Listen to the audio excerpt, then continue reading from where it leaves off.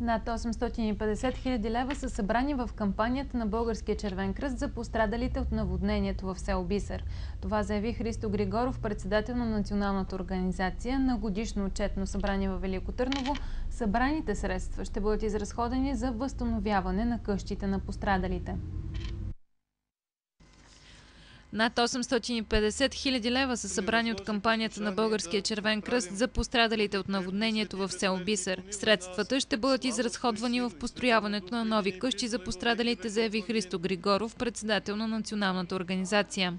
Към момента Българския червен кръст е събрал над 850 хиляди лева. В това тежко време, в което в момента се намираме, за да се извади тази голяма сума и то от хора, които даряват по 2, по 3, по 5 лева или хора с не особено добри финансови възможности, показва, че съпричастността, милосърдието е дълбоко засегнато в ценностната система на българина. На годишното отчетно събрание на областната организация на Българския червен кръст във Велико Търново присъства и председателят на областната младежка организация Станимир Бояджиев. Той подчерта, че младежите от Българския червен кръст се стремят всеки път да бъдат различни, уникални с идеите си. През последната година Велико Търново си извоюва славата на една от областите с най-интересни идеи и най-оригинални акции.